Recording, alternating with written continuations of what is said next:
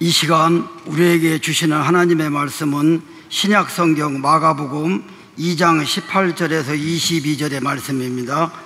제가 가지고 있는 신약성경 57쪽이 되겠습니다.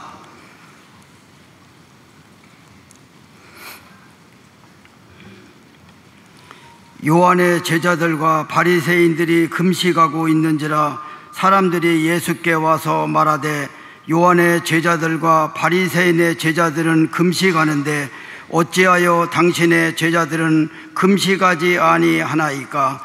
예수께서 그들에게 이르시되 혼인집 손님들이 신랑과 함께 있을 때에 금식할 수 있느냐?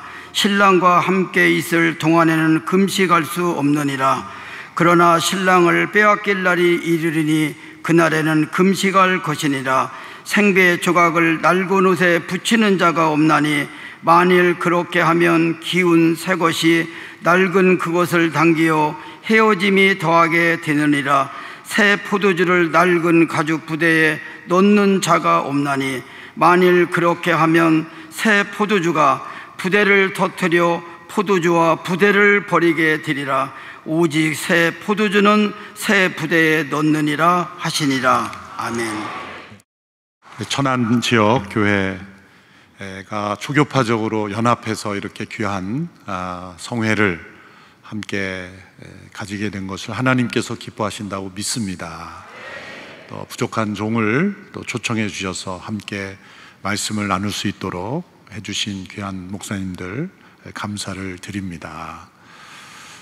이렇게 주중에 연합 집회에 나오신 성도님들은 정말 각 교회의 영적 군사들이라고 생각합니다. 준 목회자들을 이리 모이셨다, 저는 그렇게 생각을 해서 사역자들의 모임이다 생각하고 말씀을 전하려고 합니다. 역사적으로 모든 교회는 세 가지 종류의 교회로 구분될 수 있습니다. 첫 번째 종류는 미셔너리 처치, 선교사로 존재하는 교회라고 말할 수가 있습니다. 오늘 몇 차례 영어 단어로 이렇게 하는데 처음에 좀 영어도 못하는 사람이 인용을 해서 좀 부담스러웠지만 오늘 찬양을 영어로 해주셔가지고 제가 부담을 좀 적게 되어서 더 은혜로웠습니다. 영어를 잘해서가 아니라 이렇게 정리하기 쉽기 때문에 이렇게 영어를 써온 것을 양해해 주시기 바랍니다. 단지 선교사를 파송하고 후원하는 정도가 아니라 모든 성도들이 선교사로서 존재하고 살아가는 교회, 그런 교회를 추구하는 교회입니다. 예수님이 지상 명령을 목회자들에게만 주신 것이 아니죠. 그러므로 너희는 가서 모든 족속으로 제자를 삼으라 라는 그 주님의 명령은 11명의 그 갈릴리의 시골 제자들에게 주신 명령입니다. 그 가운데는 의심하는 자들도 있었습니다. 믿음이 연약하고 부족한 이들이었지만 그 11명에게 주신 명령이 오늘 이 시간까지 모든 세상에 그 명령에 순종하는 이들을 통해서 우리에게까지 전해진 것입니다. 여러분, 얼마나 놀라운 일입니까? 이번에 4차 로잔대 전 세계 200여 개국에서 5,300여 명 이상의 대표자들이 함께 모여서 사도행전 말씀을 듣고 기도하며 주님의 명령을 어떻게 순종할 것인가를 논의할 때 느낀 한 가지 큰 감격은 예수님의 이 명령, 11명에게 주신 이 명령이 그 연약한, 어쩌면 유대 지방 바깥으로도 한 번도 나가보지 않은 그 시골 청년들에게 주신 예수님의 이 명령이 지금도 온 세상에 퍼지고 있다는 것, 그 한 가지만으로도 예수님은 살아계신 하나님의 아들이심이 분명한 사실인 것입니다. 그리고 그 명령을 오늘 우리에게도 다 주신 겁니다. 저는 교회에 나온 지 얼마 안 된 새신자입니다. 그러므로 그 명령에 해당되지 않는 것이 아닙니다. 예수님을 믿는 모든 이들에게 이 명령은 주어진 겁니다. 사실 실상은 예수님을 믿은 지 얼마 안 된 새가족들이 더 순종 잘합니다. 더 전도도 잘합니다. 예수님을 만난 감격 때문에 더 선교적입니다.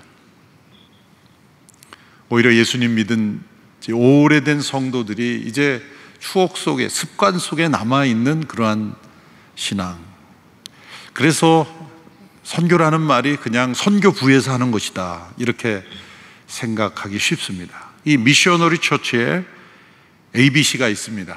제가 정리를 해봤어요. ABC 이렇게 나가기 위해서 영어를 쓴 것인데요. 첫 번째 단어는 어포슬, 사도라는 겁니다. 이건 신사도라는 뜻이 아니라 헬라어로 어포스톨로스는 보냄을 받은 자라는 뜻입니다. 얼마나 많은 사람들이 모였는가가 아니라 모인 성도들이 세상에 보냄받은 자로서의 의식이 있는가, 그것이 중요합니다. 제가 뉴저지에서 담임 목회할 때, 그때 위임식에 돌아가신 하용조 목사님이 오셔서 설교를 해주실 때 그런 설교를 해주신 것이 기억이 납니다. 교회의 능력은 얼마나 많은 성도들이 앉을 수 있는 그 시팅 캐퍼시티가 아니라, 얼마나 많은 사람이 좌석에 앉을 수 있는가의 능력이 아니라 얼마나 많은 사람들을 보낼 수 있는가, 샌딩 캐퍼시티다. 단지 해외로만 보낸다는 게 아니라 삶 속으로 모든 성도들이 내가 있는 직장, 내가 살아가는 가정, 모든 곳이 주님의 지상 명령에 순종해야 하는 선교지라는 의식을 가지고 살아가는 성도가 몇 명인가, 그것이 미셔너리 처치를 평가하는 첫 번째 A입니다. 두 번째는 그 교회를 통해 예수 믿고 변화된 사람이 몇 명인가, 베프티즘. 이것을 세례라 부르든 침례라 부르든 상관이 없는 것입니다. 그 회중을 통해 얼마나 많은 사람이 예수님을 믿게 되었는가. 제가 2000년 초반에 온누리교회 새가족 사역을 담당하고 있었는데, 그때 참 많은 분들이 이렇게 교회를 왔습니다. 근데 새가족을 담당하다 보니까 매주 1주차에 밀려오는 그 새가족들을 맞이하면서 제가 환영하고, 여러분 환영합니다 그러고 인사하고 강의를 마치고 내려오면서 이런 생각이 문득 드는 거예요. 왜 이렇게 많이 오시는 거야? 힘든데. 목회자가. 제가 저 자신에 깜짝 놀란 겁니다. 일로 여긴 거예요. 그래서 제가 그 다음날 한 목사님 찾아가서 제가 사표를 냈습니다.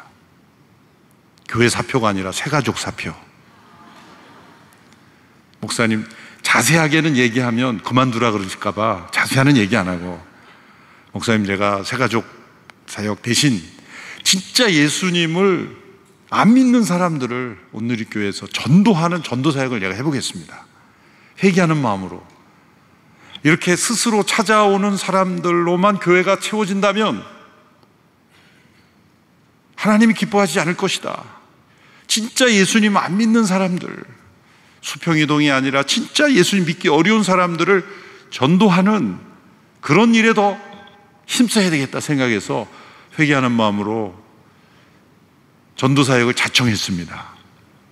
그래서 전도사역 본부를 만들어서 23년 동안 제가 개발한 맞춤 전도사역을 했는데, 통계를 내보니까 한 23년 동안 한 2만 몇천 명이 진짜 안 믿는 사람들이 교회에 초청돼서 왔고 64%가 결신을 했어요.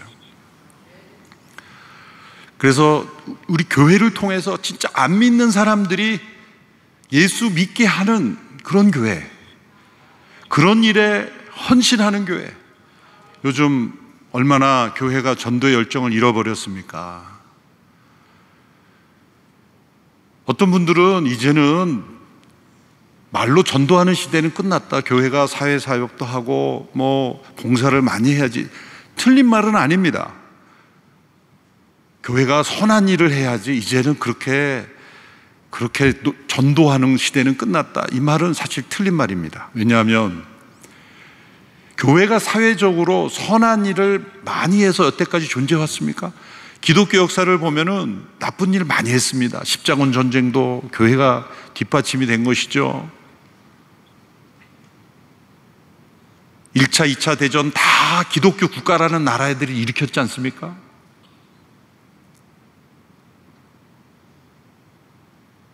중세교회를 보십시오. 암흑의 시대였지 않습니까? 유럽의 마을마다 가장 좋은 곳에서 가장 높은 건물이 교회였지만 세속 권력보다 더 높은 권력을 추구하다가 종교개혁이 일어나지 않았으면 망하는 것이 교회 아니었습니까? 역사적으로는 교회가 얼마나 많은 잘못을 했는지 몰라요. 뉴잉글랜드 청교도 시대에도 청교도들이 엄격하게 예수님을 믿는다는 이유로 사람들을 얼마나 학대했는지 몰라요. 그 청교도들의 이면을 보면 끔찍합니다. 그런데 교회가 존속된 거는 교회가 사회사업을 많이 했기 때문입니까? 사회사업을 부정하는 게 아니에요. 사회사업도 많이 해야 됩니다. 교회가 지금까지 존재한 이유는 하나님께서 교회에 복음을 맡겨주셨기 때문이에요. 우리가 착하고 선한 일 많이 해서 유지된 게 아닙니다. 교회가 그렇게 문제가 많고 그렇게 잘못된 일도 하고 덕이 안 되는 일도 많았지만 교회가 여전히 존재하는 것은 교회에 주님께서 복음을 맡겨주셨기 때문이에요. 이 복음을 우리의 삶으로 전해야지만 말로도 전해야 되는 겁니다. 우리의 부족함에도 불구하고. 그래서 예수를 믿지 않는 사람들을 계속해서 다가가고 초대하고 위에서 기도하고 믿지 않는 영혼이 그 교회를 통해서 예수 믿게 되는 역사가 끊임없이 일어나는 교회, 이게 미셔너리 처치예요. 오늘 이 자리에 아멘 하신 분 많은데 다 전도대원이 될 줄로 믿습니다. 이제 이 자리에 계신 분만 각 교회의 전도에 헌신하면 그 교회는 반드시 세례받은 영혼들이 많아지는 역사가 일어나게 됩니다. 수평 이동하는 성도가 많은 교회는 각자 나를 교회가 어떻게 만족시킬 건가 그것만 생각하는 거예요. 그래서 제가 왜 전도사역을 했느냐, 세가족에서 그냥 수평 이동한 분들은 내가 앉을 자리가 있어야 돼, 내가 주차할 때가 있어야 돼, 전부 나예요. 내 마음에 안 들으면 안 되는 거예요. 그런데 한 영혼을 전도해서 데려온 영혼은 내가 주차할 공간이 없어도, 내가 예배에 앉아 있을 자리가 없어도 내가 전도한 영혼이 예배 드리기 위해서 서서도 예배 드릴 수 있습니다. 대중교통 타고 옵니다. 어미의 마음이 있는 거예요. 아비의 마음이 있는 거예요. 그래서 그 교회에서 전도자는 반드시 영적 부모가 되기 때문에 그런 성도들이 있는 교회는 불편해도 불평하지 않습니다. 그래서 이 예수 믿는 이들이 계속해서 일어나고 매번 세례받는 사람들이 나타나고 그런 교회, 그게 미셔너리 처치. 세 번째는 셀, 그거는 건강한 소그룹이 얼마나 있는가. 단지 그냥 100명, 1000명 모이는 교회가 아니라 건강한 소그룹이 10개, 100개 있는 교회. 모든 사람들이 건강한 소그룹에 함께 연결되어 있어야 되는 거예요. 절대로 혼자 할 수 없는 두 가지가 있습니다.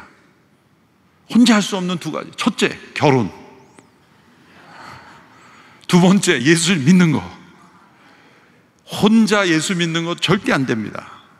혼자 조용히 와서 예배 드리고 가면 신앙생활이 될 것 같지 않습니다.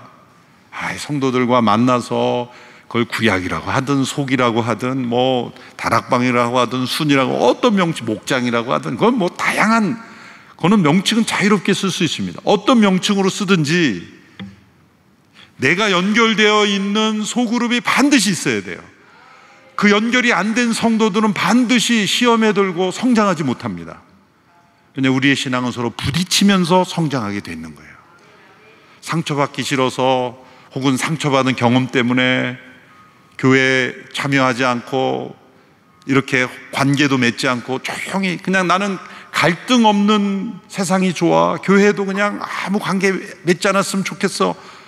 여러분, 세상에 아무런 관계에 갈등이 없는 곳 있긴 있어요. 공동묘지 가보세요. 조용합니다.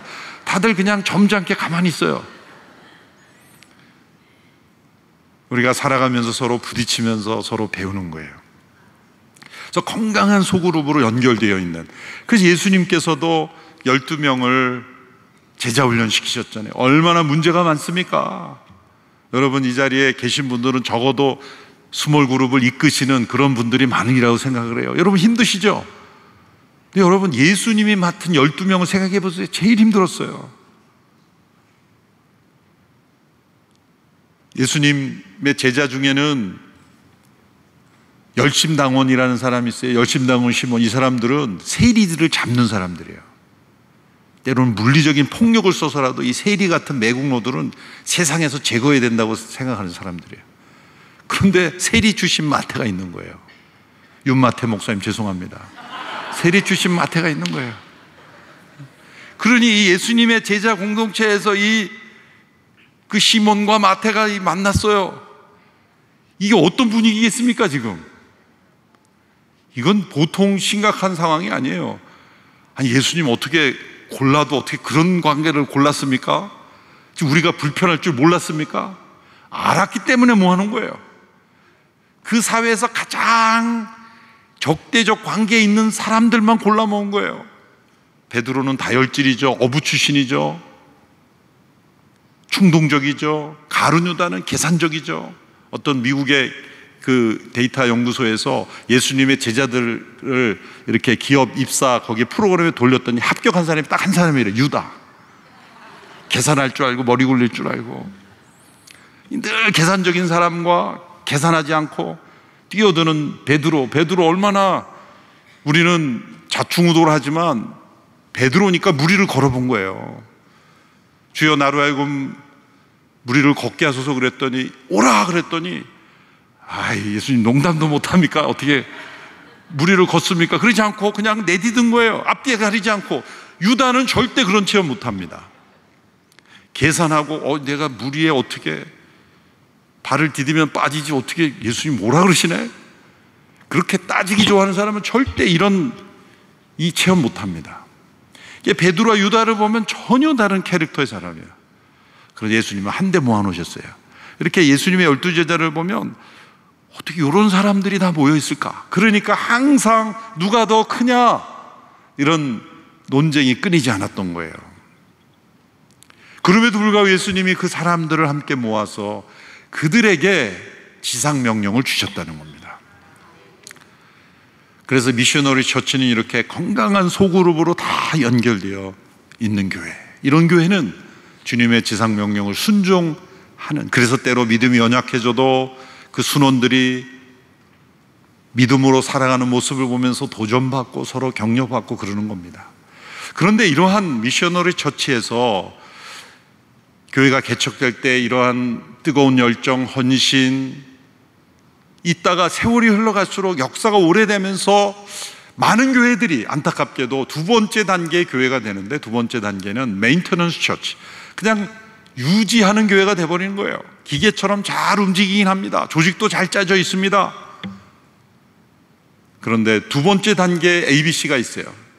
항상 우리 사실 목회자님들이 물어보면 항상 물어보죠. 몇 명 모이나, 예배당은 건축했나, 헌금은 얼마나 모여. 사실 이런 것들이 중요한 요소입니다. 그런데 이것이 전부인가? 그것은 아닙니다. 모인 숫자가 적어도, 예배당 건물이 그렇게 넓지 않아도, 헌금수가 적어도 선교적 교회일 수 있어요. 오늘 오전에도 어느 젊은 목사가 찾아왔습니다. 정말 열심히 우리 CGN에서 함께 촬영을 한번 해줬는데, 우리나라는 이주민들 또 미혼모들 다 찾아가서 열심히 하는 30대 젊은 목사예요. 그런데 이 미혼모들이 계속 연락이 오는데 감당할 수가 없다는 거예요. 그래서 찾아왔어요. 이 젊은 목사가 목회하는 교회는 예배당도 없습니다. 일주일에 한 번씩 그냥 무슨 복지관 같은 데 빌려서 예배드립니다. 그런데 하는 일은 너무 많은 거예요. 지금 가장 많아지는 게 뭐냐면 미혼모들이 그렇게 연락을 많이 하는 거예요. 도움을 받을 수가 없다는 거예요. 그래서 도와주지 않으면 그냥 낙태를 해버리니까 생명을 살리기 위해서 가서 도와주는 거예요. 출산을 도와주고 가서 살 수 있는 거처를 마련해주고. 그럼 왜 정부나 이런 지자체에서 하는데 가면 되지 왜 그러냐? 그런데 가지 않는 거예요. 왜? 그런데 가면 사람 취급을 안 하니까. 사람으로서 존중을 못 받으니까 따뜻한 공동체를 찾는 거예요. 지금 그렇게 케어하고 있는 미혼모가 30명이나 된대. 30명. 그러니까 벅찬 거예요. 교회는 성도도 많이 모이지 않고 예배당도 없고 헌금도 많이 안 오니까 저희가 한번 몇 년 전에 도와줬지만 이제 더 들어가면 좋아, 돕겠다. 이제 한 번 더 우리 크게 헌금할 테니까 용기를 가지고 하자. 여러 교회 목사님들 찾아가라. 그래서 같이 힘을 합쳐서 이분들을 위한 거처를 우리가 마련해 주자. 이 작은 교회지만 이 교회는 얼마나 모였느냐, 예배당 있느냐, 헌금 이걸 생각하지 않고 미셔너리 처치로 존재하는 거예요. 우리 사회에 가장 어려운, 그래서 예전에는 이주민도 돌봤고 미혼모도 돌봤고 또 가출 청소년들 쫓아다니면서 가출, 이 세 영역을 하다 보니까 너무 힘들어서 초점을 맞추자. 그래서 이제 미혼모에 초점을 맞춰서 우리나라 출산율도 저하되는데 이 미혼모들 자녀들이라 살리자. 그래서 저희 교회 가면 미혼모 사역도 있지만 이 목사 사역도 돕자. 그래서 함께 기도하고 용기를 가져라. 정반대로 많은 성도는 모이고 예배당도 있지만 헌금도 있지만 미션이 없는 교회들이 생겨나고 있어요. 이 작은 교회가 힘쓰고 있는 그 사역 중 어느 하나만이라도, 그것이 이주민이든 복음을 미전동 종교에게 전하거든 미혼모이건 가출 청소년이건 노숙인이건 무엇이든지 간에 그 교회가 힘써야 될 미션이 무엇인가. 저희가 용산에 본교회가 있기 때문에 서울역의 노숙자에 대한 늘 마음이 안타까웠어요. 감리교 한 목사님이 노숙인들을 교회로 초청한다는 말씀을 듣고 만났습니다. 감리교 엘리트 목사님이에요. 그런데 어느 날 그 교회 서울역 노숙인 한 분이 와서 제일 앞에서 이렇게 예배를 드리는 거예요. 냄새가 얼마나 나는지 주변에 앉을 수가 없다는 거예요. 마치 죄송합니다 이런 식으로 뒤에가 다 이렇게 비어 있는 거예요. 지금 냄새 나서 그런 건 아니죠. 이렇게 한 분이 앉아서 그 주변은 다 비어 있는 거예요. 그 냄새 때문에 앉을 수가 없는 거예요. 그래서 저쪽 뒤쪽은 다 이렇게, 우리가 지하철 타면은 노숙인 한 사람 있으면 그 주변은 텅 비어 있잖아요. 한 몇 줄을 그렇게 와서 앉아 있는데 목사님도 가서 인사조차 못했다는 거예요. 냄새가 너무 나서. 근데 어느 날 설교를 하는데 양심에, 너가 그러고도 목사냐, 양심의 가책을 그 예배 후에 가서 기도를 해줬다는 거예요. 어떻게 오셨습니까? 내가 기도해 드리겠습니다. 몸이 만신창이가 돼가지고 다 죽어가고 있었다는, 그러니까 썩은 냄새가 나는 거예요. 의무감으로 양심에 찔려서 기도를 해준 거예요. 그분이 다음 주에 왔는데 병이 나았다는 거예요. 놀라운 기적이라는 거예요. 이분이 놀란 거예요. 이분이 고백하는, 그때까지만 해도 자기는 사도행전에 나타난 기적을 진짜 안 믿었다는 거예요. 야, 사도행전에 진짜 기적이 있구나. 그래서 이분이 낫다는 소문을 듣고 노숙인이 계속 몰려들기 시작한 거예요. 그래가지고 이제 한 명이 아니라 거의 절반 정도가 다 노숙인이 되는 거예요. 일반 성도들이 이제 항의가 왔습니다. 목사님 계속 이렇게 가면 우리 교회 못 나옵니다. 이건 도대체 머리가 아파서 예배를 못 드리겠습니다. 선택을 하십시오. 우리를 선택하지 노숙인 선택하지. 목사님 기로에 서 있는 거예요. 저는 이들을 버릴 수 없습니다. 하나님 보내주신 영혼들입니다. 교회 절반 성도가 떠난 거예요. 잘 성장하던 몇백 명 성도가 그냥 절반이 돼버린 거예요. 그 남은 성도들이 그 노숙인 100여 명을 그냥 먹이고, 그래서 저는 노숙인을 보면서 일단 씻겨야 되겠다 생각을 늘 하고 있었는데, 목욕탕 건립을 위해서 모금한다는 얘기 듣고 우리의 노숙인 사역의 헌금을 다 그쪽으로 보내주기 시작했어요. 그래서 교회 옆에 목욕탕을 짓고 같이 청소하고 같이 먹이고 하자. 우리 교회 노숙인 사역으로 배정된 예산은 전부 교회로 보내고, 섬길 사람이 없어요. 그래서 목사님 오시라, 주일에 오시라 그래서 설교를 하라 그러고, 교회로 파송될 사람, 시집갈 분들 자원하라. 그랬더니 한 80여 명 나오더라고요. 그래서 그분들을 시집 보냈습니다. 다행히 젊은 청년들이 많이 자원해서 너무 감사했어요. 지금도 열심히 섬기고 있어요. 작은 교회지만 노숙인의 그렇게 미션을 가지고 열심히 사역하고 있는 거예요. 제가 그 목사님께 그랬습니다. 제가 이 교회의 부목사라고 생각하고 뭐든지 심부름 시키십시오. 저희 교회에서는 위임 목사지만 그 교회는 제가 부목사입니다. 가끔 담임 목사님이 연락하십니다. 그러면 제가 일어나서 전화 받고 네네네 그러고 말씀하시면 하겠습니다. 그 목사님이 요청한 건 한 번도 거절한 적이 없어요. 왜? 담임 목사님이니까. 좋은 협력 관계를 맺고 있어요. 이렇게 미션에 헌신하다 보면 좋은 우리나라에 정말 헌신적인 목사님들이 많다는 거, 저는 이 천안에도 그런 분들이 많을 거라고 생각해요. 여러분, 메인테넌스가 중요한 게 아닙니다. 미셔너리가 되는 게 중요해요. 메인테넌스가 잘 되는 것에 만족하면 이 세 번째 단계가 돼버려요. 뮤지엄 처치가 돼버려요. 박물관이 돼버려요. 유럽의 많은 교회가 박물관이에요. 박물관이라는 건 사회적인 가치가 있는 거죠. 과거의 유물을, 역사를 되돌아보게 하는데, 근데 교회의 목적은 박물관이 아니잖아요. 그건 기독교 박물관에 가보면 되는 거지.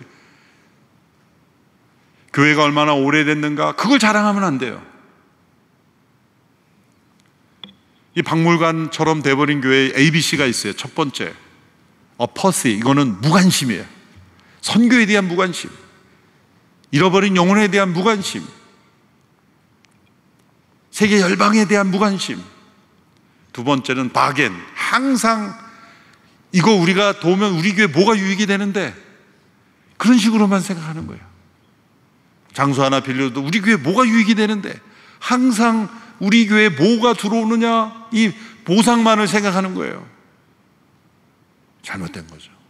교회의 존재 목적. 이런 교회는 반드시 세 번째 C, conflict, 갈등이 끊이지 않아요. 여러분, 어느 교회에 갈등이 끊이지 않는다면 이 세 번째 단계가 아닌가 한번 생각해 봐야 돼요. 갈등은 첫 번째 미셔너리 단계에서는 있을 수가 없어요. 갈등이 있어도 금방 치유가 됩니다. 왜? 초점이 예수님을 전하고 구원하고 여기에 초점을 두고 있는 거예요. 사실 제가 하 목사님이요, 이제 위임 받은 지가 벌써 13년이 됐더라고요. 이제 14년 차 들어서는데, 그동안 많은 질문을 받은 중에 뭐냐면, 온누리교회가 이렇게 큰 교회고 많은 사역을 하는데 갈등이 없는 게 신기하다. 어떻게 이렇게 서로 갈등이 없는가. 진짜 내부에 정말 갈등 없어요. 저만 모르는지 모르겠지만 제가 알기로는 없어요. 장로님들 간에도 없어요. 인간관계에서는 조금 있을 수 있겠죠. 그러나 교회적으로 한 번도 얼굴 찌푸리는 갈등이 일어난 적이 없어요. 그걸 물어보는 분이 많아요. 그래서 제가 이렇게 대답합니다. 저희는 선교사님 많이 보내고 후원하고 선교하느라고 싸울 힘이 없습니다. 되게 교회가 갈등이 일어난 거는 에너지가 남아 도는 거예요. 헌신하고 봉사해서 지치지 않기 때문에 이게 싸움의 에너지로 가는 거예요. 이게 세 번째 뮤지엄 처치. 여러분, 이 박물관 같이 되어버린 교회 성도들은 사실은 교회만이 아니라 그런 성도들이 많다는 거예요. 이런 분들은 항상 신앙생활의 기준이 과거예요. 내가 예전에 이렇게 신앙생활 했는데, 내가 예전에 이렇게 봉사했는데. 여러분, 신앙생활은 우려먹는 게 아닙니다. 과거에 내가 신앙생활한 거로 오늘을 살 수 없어요. 오늘은 오늘의 믿음이 있어야 돼요. 오늘의 믿음이 있어야 돼요. 내일은 내일의 믿음이 있어야 되는 거예요. 과거에 내가 얼마나 열심히 신앙생활 했는가. 어떤 분 만나면 그런 분 있어요. 오래된 유업수, 제가 한경직 목사님하고 성경 공부했습니다. 벌써 이분은 증상이 이제 이상해요. 그 다음에 제가 목사님 젊었을 때 제가 같이 있었습니다. 계속 그런 얘기예요. 그럼 영어로 제가 이런 단어가 So what? 지금이 중요한 거예요. 제가 과거에 유명한 목사님들과 알았다 같이 성경 그게 뭐가 중요해요? 이브의 과거에는 내가 그런 유명한 분하고 같이 신앙생활을 했다는 거가 나의 훈장이 되어버리고, 이게 박물관 신앙이에요. 박물관 신앙. 오늘의 믿음이 있어야 되는 거죠. 오늘의 믿음. 여러분, 사회에는 그 SBS 하는 유명한 프로그램 있잖아요. 생활의 달인. 20년, 40년 한 영역에서 계속 반복해 일하다 보면 눈 감고도 하고 뭐 던져도 들어가고 뭐 그냥 정확한 거예요. 뭐 하면 정확하게 인치까지 맞고, 사회의 모든 영역은 이 기술은 자주 쓰면은 달인이 돼요. 여러분, 믿음에는 달인이 없어요. 어저께까지 믿음으로 아무리 살아도 오늘 믿음이 없으면 넘어지는 거예요. 믿음은 항상 현재형이어야 돼요. 현재형이어야 돼요. 뮤지엄, 박물관 신자가 되지 않게 되기를 바랍니다. 저희 교회에서 부교육자 오래 하다가 어느 지역에 담임 목사로 간 목사님이 계셔서 하루 1일 부흥회를 해달라고 그래서 제가 내려가서 이제 말씀을 전했는데, 집회 전에 저하고 단둘이 조금 식사를 하자 그러셔서 식사를 하는데 그 목사님이 이런 말을 하는 거예요. 그 교회가 100년이 넘은 교회거든요. 목사님, 제가 이 교회 부임해서 그 교회 가장 오래된 장로님이 저를 좀 보자고 하더니 이런 얘기를 하셨어요. 목사님, 이 교회 여러 목사님들이 많이 다녀가셨는데 목사님들이 항상 이 세 가지를 강조하는데 저는 이 세 가지 강조하는 게 마음에 안 듭니다. 제가 고치겠습니다. 세 가지가 뭡니까? 첫째, 땅끝. 가보지도 않은 땅끝을 왜 이렇게 강조합니까? 우리 집안 마당이나 좀 잘합시다. 두 번째, 차세대. 우리 같은 올드 세대가 얼마나 헌신했는데 맨날 차세대만 예산 많이 주고 우리 같은 노인들한테 예산도 안 주고. 세 번째, 새신자. 목사님들은 새신자만 그러면 버선발로 뛰어나오면서 맞아, 우리 같은 구신자는 대접도 안 하고 새신자만 찾는다고 그러고. 이 땅끝, 차세대, 새신자, 이 세 가지 강조하는 거 좀 마음에 안 듭니다. 진짜 그런 얘기 했냐고요? 진짜입니다. 심각한 뮤지엄 처치예요. 사실 저도 미국에서 목회하면서 그런 비슷한 얘기 들은 적이 있어요. 그 교회 가장 오래된 안수 집사님인데, 사실 제가 부임해서 막 새가족들이 늘어나고 있는데 저에게 심각한 얼굴로 찾아가서 그러는 거예요. 목사님, 저 새가족 많이 오는 거 많지 않습니다. 주차할 데도 없고요. 복잡합니다. 좀 우리 교회 좀 조용한, 우리끼리 그냥 조용하게 좀 신앙생활 했으면 좋겠어요. 와, 그 30년 신앙생활한 안수 집사님의 입에서 나오는 말이에요. 이게 박물관 신앙이 돼버린 거예요. 미셔너리 의식이 하나도 없는 거예요. 그냥 메인테넌스 잘하다가 이제는 박물관이 돼버린 거예요. 박물관은 열고 닫는 시간이 딱 정해져 있는 거예요. 그 시간에 맞게는 못 들어와요. 보존이 중요한 거예요. 보존. 지키는 게 중요한 거예요. 옛날 전통을 지키고 우리를 지키고. 여러분이 전한 지역에 귀한 목사님들 목회하시는데 우리 목사님들이 다 미셔너리 처치를 추구하실 거예요. 여러분들이 목사님을 도와서 전한 지역 교회들이 다 선교사 교회가 되기를 축원합니다. 도표를 하나 제가 보여드릴 텐데, 교회의 네 가지 기능이 있어요. 예배가 있고 제자훈련이 있고 공동체, 커뮤니티가 미션이 있는데, 사실 네 가지 기능은 다 있는 거예요. 교회라고 한다면 네 가지 기능은 다 있어요. 그런데 예배 중심일 수도 있고 제자훈련 중심이도 있고 공동체 중심이 있고 미션 중심이도 있어요. 이거는 좋고 나쁜 게 아니라 목회 철학이에요. 그래서 제가 경험해 본 바로는 예배를 강조해도 디사이플십과 미션과 커뮤니티가 일어나요. 촉진돼요.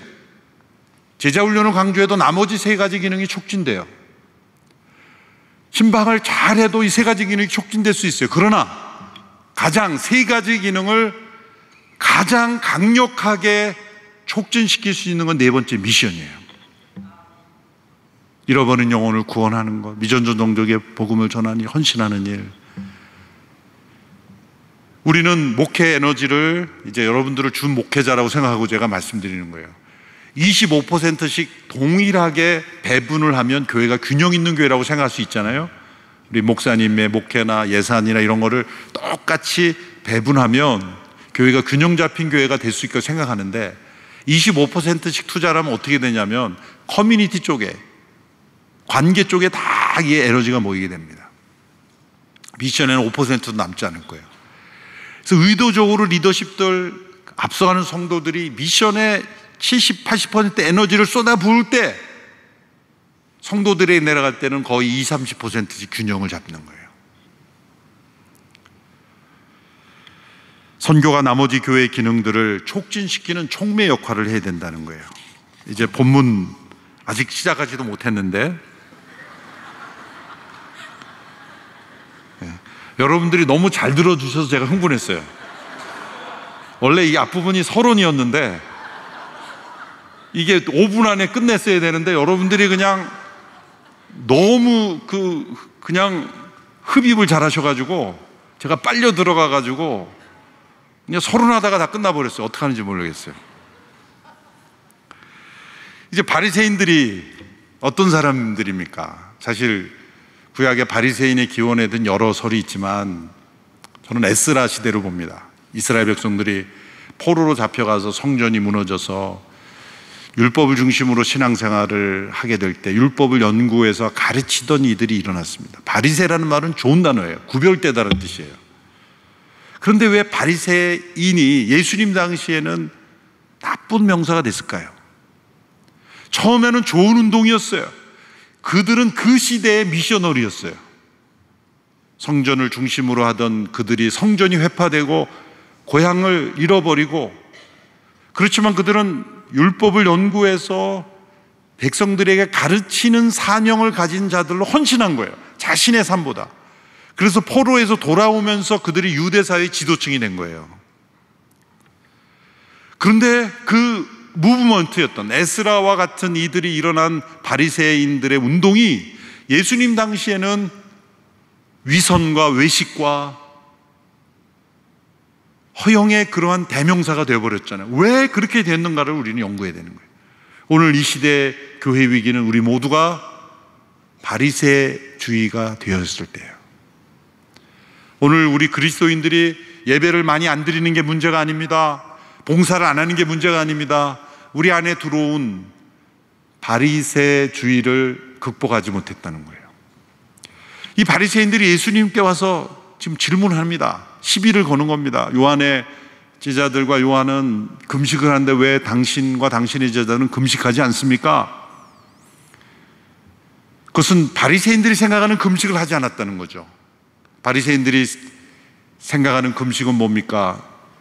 머리를 풀어 헤치고 죄를 뒤집어 쓰고 찢어진 옷을 입고 사람들이 자주 다니는 시장에 서서 나 금식하오 이렇게 드러내는 금식. 왜 그걸 안 하는 거예요? 예수님은 금식을 자주 하셨습니다. 모르는 금식을 하셨죠. 때로는 제자들도 모르는. 예수님은 산상수훈에서 하신 말씀을 다 지키셨어요. 너희는 이렇게 금식하라.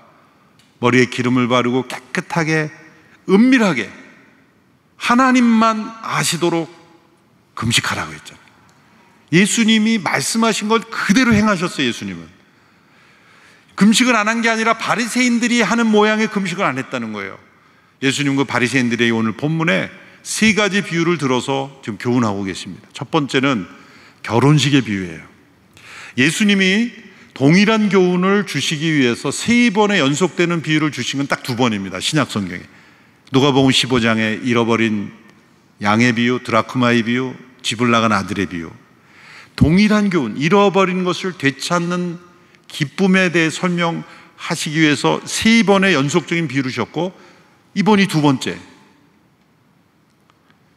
바리새인들의 문제를 지적하시면서 어떻게 우리가 그러한 사람이 되지 않을 수 있느냐를 설명해 주시기 위해 세 번의 연속되는 비유를 주셨어요. 첫 번째, 신랑이 신부와 함께 있을 때 금식할 수 있느냐. 신랑이 잃어버릴 때가 있으니 그때는 금식할 것이니라. 왜 갑자기 결혼의 비유를 드는 걸까요? 19절 한번 읽어볼까요? 시작. 예수께서 그들에게 이르시되 신혼집 손님들이 신랑과 함께 있을 때 금식할 수 있느냐? 신랑과 함께 있을 동안에는 금식할 수 없느니라. 예수님 말씀하신 건 지금 신랑이 신부에게 왔다. 유대 결혼식은 우리와 다르게 일정 기간입니다. 적어도 일주일 이상일 거예요. 우리는 신랑 신부가 이렇게 시간을 정해서 같이 입장하는데 유대 결혼식은 고약합니다. 신부가 기다립니다. 신랑이 언제 올지 몰라요. 아주 유대인 남자들 고약하죠. 왜 기다리게 하는가? 기쁨을 서프라이즈하게 신부를 놀라게 해서 기다린 만큼 기쁠 거 아니에요. 그래서 신랑이 언제 올지 모르게 기다리게 하는 것이 열처녀 비유가 기름을 준비하지 못해서 신랑이 왔을 때 기름이 없어서 기름 가지러 갔다가 신랑을 맞이하지 못했다는 거잖아요. 이게 유대의 문화를 통해서 예수님과 우리의 관계, 교회의 관계를 지금 설명하고 있는 것입니다. 신랑이 왔다. 이제 새로운 시대가 왔다. 너희들이 기다리던, 너희들이 신부들로서 신랑이 왔는데 금식할 수 있느냐? 이제 신랑을 사모하던 금식의 시대는 끝났다. 이제는 기쁨의 시대다.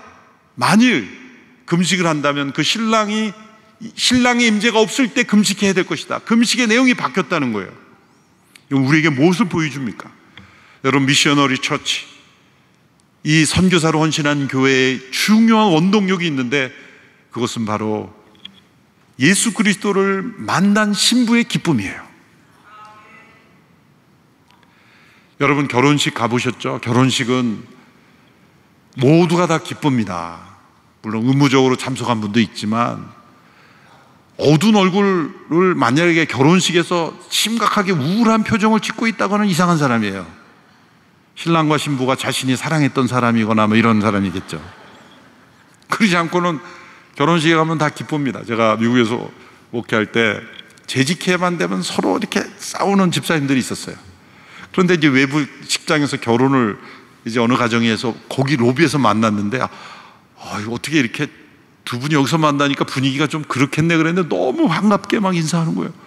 그 두 분이 화해했나? 네, 그렇게 생각했어요. 근데 그 다음에 재직기 때 또 싸우는 거예요. 그 다음날 다른 결혼식에 또 기쁘게 만나는 거예요. 이분들이 결혼식에만 오면은 기쁘게 인사하고 교회만 오면 싸우고 도대체 왜 그럴까 생각해 보니까 단순해요. 남의 결혼식까지 와서 우리가 얼굴 붉힐 필요 있냐, 그런 생각이 아닐까요? 그럼 여러분 생각해 보세요. 우리가 드리는 예배는 신랑 대신 예수님 만난 신부들의 기쁨의 축제인 거예요. 여러분, 결혼식에서는 좀 실수해도 다 넘어가요. 제가 주례를 하다가 심각한 실수를 한 적이 있는데 주중에 어느 예식장에서 주례를 하는데 너무 막 몸살 감기에 너무 혼미했어요. 몸이 너무 힘들었어요. 근데 제가 이제 주례사를 간단히 마치고 서약을 하는데 모든 사람들이 웅성웅성하고 막 웃고 난리가 난 거예요. 왜 그걸 봤더니 내가 서약을 하고 있는 거예요. 나는 누구를 신부로 맞이하여. 두 번 결혼할 뻔했어요. 제가 신랑에게 따라하라 그래야 되는데 내가 그냥 혼자 이건 얼마나 심각한 죄예요. 신부를 가로채려고 그랬는데 그런데도 그냥 웃고 넘어가더라고요. 웬만한 거는 다 용서가 되는. 왜? 이 기쁨을 손상시키지 않기 위해서. 그렇잖아요. 또 결혼식披露형 가면은 평소보다는 더 좋은 음식 주지 않습니까? 평소보다는 신랑 신부가 좀 더 예쁘게 하지 않습니까? 예쁘게 신부 화장한 신부에게 너의 진실을 밝혀라. 너가 그 얼굴이냐? 그러면서 이렇게 거짓으로 포장할 수 있냐? 그렇게 말하는 사람은 어디 있어요? 평소 얼굴과 달라도 잘했다고 하는 거 아니에요? 네? 모두가 다 기쁨을 표현하는 거예요. 기쁨을. 여러분, 예식을 마치고 피로 현장에 갔는데 이런 문구가 써 있다고 생각해보세요. 오늘은 금식입니다. 그런 예식이 어디 있어요? 왜요? 모두가 다 기쁨이에요. 기쁨. 이거를 교회에 적용해 보세요. 예배는 기쁨의 잔치예요. 신랑 대신 예수님을 높이는 거예요. 그래서 교회 예배가 우울한 게 거룩이 아니에요. 하나님께 집중하는 것이 숨소리도 안 내고 움직이지도 않고 옆 사람도 안 보고 가만히 목석처럼 있다 나오는 게 아니에요. 그건 거룩한 예배가 아니라 거북한 예배예요. 결혼식장 가서 여러분, 미셔너리 처치, 이 살아있는 운동력은 예수님을 만난 기쁨이 넘치는 교회예요. 그래서 믿지 않는 영혼들을 전도하는. 그래서 요한이 이렇게 말을 했어요. 요한복음 3장 29절 30절에 보세요. 신부를 취하는 자는 신랑이나 서서 신랑의 음성을 듣는 친구가 크게 기뻐하나니 나는 이러한 기쁨으로 충만하였노라. 그는 흥하여 하겠고 나는 쇠하여 하리라. 신랑의 음성을 듣는 친구, 개역 버전에서는 들러리라 그랬죠. 들러리의 기쁨. 신랑의 친구들이 있는데 신랑보다 더 돋보이려고 하는 사람은 그거 내보내야 돼요. 그래서 들러리가 좀 신랑 신부보다 더 잘생기고 예쁜 사람 좀 하면 안 돼요. 그날은 막 멋있게 이런 사람 아니에요. 조금 못하게 해야죠. 신랑 신부를 돋보기 위해. 여러분, 우리는 모두 다 신랑의 친구들로서 더 많은 신부들이 신랑 대신 예수님을 만나도록 이끄는, 사도 바울은 이것을 중매한다 이렇게 표현을 했어요. 그 운동력, 여러분, 이 집회를 마치고 여러분 마음속에 내가 신랑의 친구로서 예수님을 먼저 만난 사람을 신랑의 친구라고 하는 거예요. 많은 이들이 그리스도를 신랑으로 맞이하는 그 기쁨을 전하는 사역자로 헌신하는 교회는 미셔너리 처치가 되는 줄로 믿습니다. 그 운동력이 있어야 된다. 두 번째, 옷의 비유를 들었어요. 21절에 보면 생배 조각을 낡은 옷에 붙이는 자가 없나니 만일 그렇게 하면 기운 새 것이 낡은 것을 당겨 헤어짐이 더하게 되느니라. 날생자를 썼죠. 배, 살아있는 배 조각. 그러니까 배 옷감인데 살아있는 배 옷감을 낡은 옷에 갖다 붙이면 둘 다 못 쓰게 된다는 거예요. 이 옷은 무엇을 의미할까요? 문화를 의미합니다. 문화. 이제 바리새인들이 구약의 율법을 계속 지켜오는 가운데, 지속되는 가운데 그 율법이 문화를 형성했고 그 문화가 지금 예수 그리스도의 복음을 가로막고 있는 거예요. 신랑이 오셨어도 신랑을 보지 못하는 거고 만나지 못하게 하는 거고, 새 옷을 갈아입어야 되는데 옛 옷을 지금 생배 조각, 그것은 예수님을 의미하는 거예요. 예수님을 낡은 옷에 갖다가 붙이려고 하니 붙일 수가 없는 거죠. 여러분, 교회 안에도 문화가 존재합니다. 근데 문화는 바뀌는 겁니다. 심하게 말하면 예수님 빼고는 다 바뀔 수 있어야 돼요. 그러나 개인이 막 바꾸면 안 되죠. 그래서 교단이 있고 공동체가 있는 거예요. 교단의 울타리 내에서 교단의 법을 준수하면서 그 안에서 각 교회가 추구할 수 있는 것들은 그 문화는 바꿔갈 수 있어야 돼요. 절대적으로 어떤 것도 절대화하면 안 돼요. 여러분, 혹시 전안에 그런 교회가 있으면 양해하시기 바랍니다. 제가 참 어이없는 경험을 한 번 해서 서울에서 20년 전인데, 이 단상에서 이게 신발을 벗는 교회가 있잖아요. 뭐 필요하면 벗을 수 있죠. 그런데 그 교회 제가 20년 전에 초청받아 서울에 있는 그 중형교회인데, 그 목사님이 이제 가운을 입어야 돼요. 뭐 가운 저도 필요하면 입죠. 근데 가져오라 그랬으면 좋았는데 안 갖고 왔는데 갑자기 본인 가운을 입으라는데 그분이 저보다 체구가 좀 작으세요. 팔에 3분의 2만 들어가는 거예요. 이거 꼭 입어야 되는데 꼭 안 입으면 안 된다는 게, 당해서 큰일 난대요. 좀 미리 말씀해 주시죠. 어쩔 수 없이 목사님 목회 어려우면 안 되니까 장로님들이 가운 안 입으면 난리가 안 되는 거예요.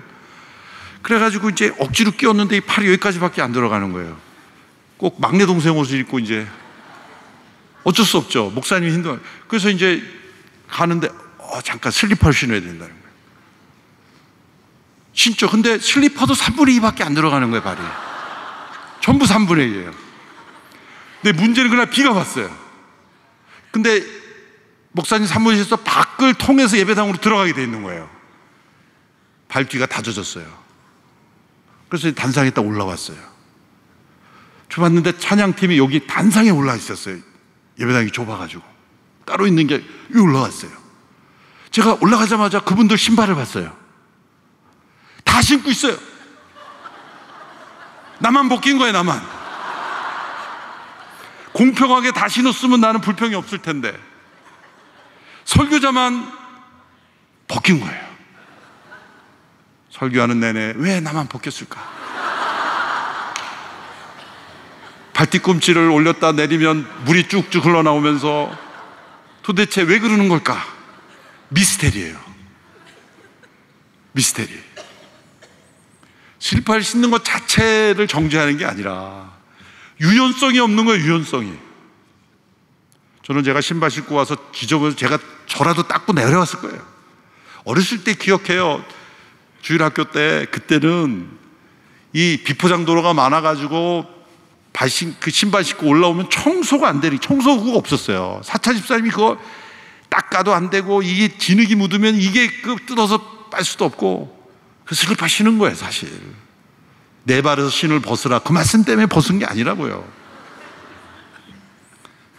그런데 이제 몇십 년이 지났는데도 그 문화를 못 바꾼다면 이거는 뭐가 문제가 있어요. 사실 그런 것들이 많습니다. 뭐 열거하자면 오늘 밤새야 돼요. 원하시면 밤을 샐 수가 있지만 교회 안에 목사님들이 뭔가를 좀 바꿔보겠다. 그럼 바꿀 필요가 있는 거예요. 익숙한 것이 옳은 게 아닙니다. 제가 읽은 책 중에서 저에게 감동을 준 문장이 하나 있는데 잘 들어보세요. 이게 어윈 맥메너스라는 분인데 자막이 나올 겁니다. 잘 들어보세요. 교회 바깥에는 예수 그리스도의 교회를 완벽히 침몰시킬 수 있는 폭풍이 존재하지 않는다. 문화가 아무리 급격히 변한다고 할지라도 교회는 그것을 극복하도록 설계되어 있다. 그러나 문화가 변해감에 따라 교회가 운동이 아니라 기관이 되어가고 있다는 것은 고통스러운 현실이다. 두 가지의 차이점은 기관은 문화를 보존하지만 운동은 문화를 창조한다는 것이다. 많은 경우에 사라질 문화를 보존하려고 시도하는 사람들은 문화의 수치스러운 죽음에 동참하게 된다. 여러분, 교회가 운동이 아니라 기관이 되어갈 때 문화를 보존하려는 거예요. 여러분, 몇십 년간 내려왔던 교회 문화를 보존하면 어떻게 됩니까? 젊은이들이 교회를 떠나는 거예요. 젊은이들의 문화를 받아주면 차세대들이 교회를 사랑하게 되는 거예요. 여러분, 이 자리에 계신 분들이 결정하십시오. 여러분들 기준의 문화를 만들 것인가, 우리 다음 세대들이 좋아하는 교회 문화를 만들 것인가. 앞서 말씀드린 장로님처럼 차세대 새가족 땅끝 싫어하며 신앙생활 할 것인가. 그런 교회는 차세대가 다 떠나게 돼 있어요. 장로님들 편한 교회를 만들면 차세대는 안 옵니다. 근데 여러분들 가정에서는 어떡합니까? 가정 손자 손녀하고 식사하면 어떻게 합니까? 부모님들이 너희들 먹고 싶은 대로 가라 그러잖아요. 그런데 왜 교회는 내가 먹고 싶은 대로 가자 그럽니까? 이 문화는 바뀔 수 있어야 돼요. 바뀔 수 있어야 돼요. 우리 차세대들을 포용하려면 문화적으로 개방을 해줘야 돼요. 그것이 본질, 복음과 성경을 무너뜨리면 안 되겠지만 복음적인 내용을 담고 있다면 좀 과감하게 젊은이들의 문화를 수용해 줘야 돼요. 마지막 세 번째 비유는 22절에 새 포도주와 새 부대의 비유입니다. 함께 읽어보겠습니다. 시작. 또한 새 포도주를 낡은 가죽 부대에 담는 사람도 없다. 그렇게 하면 포도주가 부대를 터뜨려 포도주와 부대 모두를 버리게 되기 때문이다. 새 포도주는 새 부대에 담아야 하는 법이다. 우리 한국 사람들이 집집마다 김치를 담그듯이 유대인들은 포도주를 담급니다. 이것은 술을 좋아하는 문화가 아니라 물이 귀하고 좋은 물이 없기 때문에 약 겸 이 음료로 쓰는 겁니다. 포도주를 만들 때 이 포도들을 이 가죽 부대에 담아서 올라가서 밟으면 밑에 포도즙이 스며 나와요. 여기서 포도주는 엄밀하게 말하면 포도즙입니다. 포도즙 단계에서 가죽 부대에 담아놓으면 가스가 발효가 되면서 팽창하죠. 그러면 가죽 부대가 유연하게 늘어나면서 그 가죽을 품습니다. 그 가스를. 그런데 여러 번 늘어났다 줄어났다 한 가죽 부대는 유연성이 없기 때문에 터져버리는 거예요. 그걸 말씀하는 거예요. 지금 새 포도즙이 가죽 부대에 담겼는데 그것은 옛 가죽 부대에서는 안 된다. 새 가죽 부대여야 유연한 것이다. 무엇을 의미하는 거예요? 많은 사람들이 가죽 부대에 자꾸 초점을 두는데 예수님 말씀은 새 포도주가 임했다는 거예요. 이것은 성령님이십니다. 새 포도 되신 성령님의 역사가 유연하게 역사할 수 있도록 가죽 부대를 유연하게 우리가 해야 된다. 엄밀한 의미에서 터질 건 터져야 된다는 거예요. 터질 가죽 부대를 붙잡지 말라는 거예요. 성령님께서 역사하심을 가로막지 말라는 거죠. 성령님의 음성을 듣고 목사님들이 새로운 변화를 하고자 할 때 옛 가죽 부대로 고집하지 마라. 한번 열어봐라. 그런 어떤 음성으로 들려옵니다. 오늘 이 시대에 어떤 교회가 될 것인가를 말씀드렸습니다. 미셔너리 처치가 될 건가? 메인테너스 처치가 될 건가? 아니면 뮤지엄 처치가 될 것인가?